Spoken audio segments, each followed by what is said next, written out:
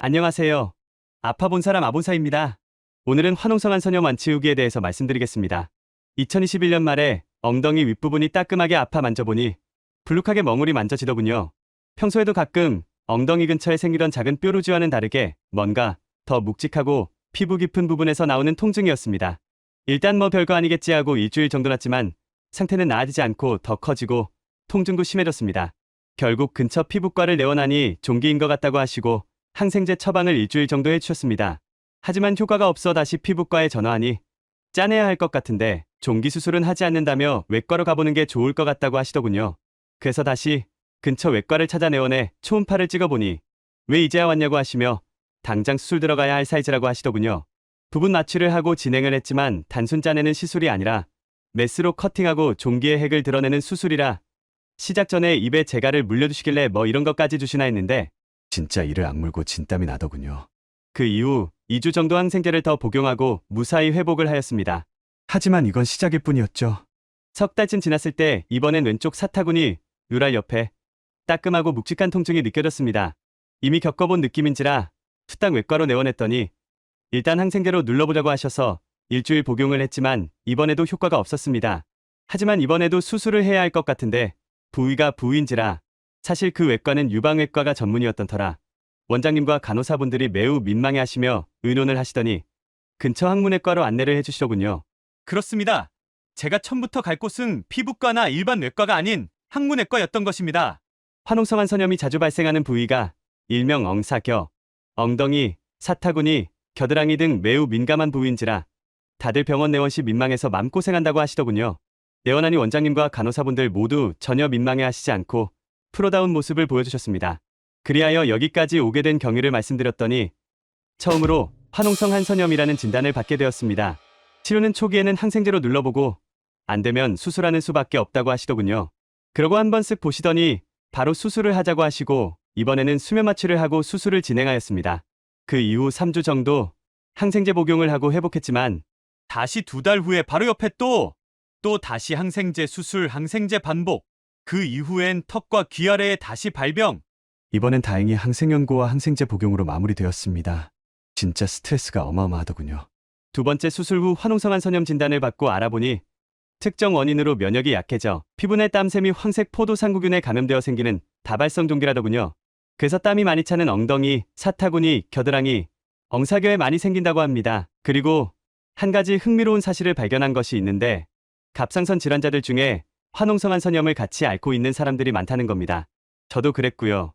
알아보니 갑상선 질환은 호르몬의 불균형을 초래해 피부의 염증 반응이 증가할 수 있다고 합니다. 그래서 혹시 한선염 환자분들 중 갑상선 관련 의심 증상이 있으신 분은 내과 가셔서 혈액 검사 한번 받아보시는 걸 추천합니다. 서로 상관관계가 있는 질병이니 동시에 치료하면 빨리 완쾌할 수 있으니까요. 저 역시 그랬고요. 가만히 생각해보니 넉 달 전에 정형외과 질환으로 스테로이드 약인 소론도정을 한 달간 복용한 게 떠오르더군요. 스테로이드는 일시적으로 우리 몸의 면역력을 억제시켜 통증을 줄이는 강력한 소염진 통제인데 이것의 부작용이 바로 면역력 약화라는 겁니다. 물론 이렇게 면역력이 약화되었을 땐 다시 회복될 때까지 자기관리를 통해 면역력을 다시 끌어올렸어야 하는데 육아 스트레스에 아이 재우고 늦은 시간에 야식 음주, 취미생활 등으로 새벽에 자는 등 완전히 생활 리듬이 무너진 게 자폭 버튼을 눌러버린 것 같더군요. 여튼 이러한 이유들로 면역력이 약해져 우리 몸을 지키는 병사인 백혈구들이 힘을 못 쓰는 상황에서 그 틈을 타 평소에는 충분히 방어를 해내는 세균들이 이때다 하고 공격해 들어오는 것입니다. 환자들의 수술 사진을 찾아보면 진짜 처참합니다. 나고 또 나고 수술 또 수술, 거의 불치병이라는. 심한 분들은 스테로이드 면역 억제제 항생제에 쩔어서 사는 게 아니더군요. 정신이 퍼뜩 들더군요. 내 인생에 평생 갈 약점 하나 더 추가? 지금도 충분하다.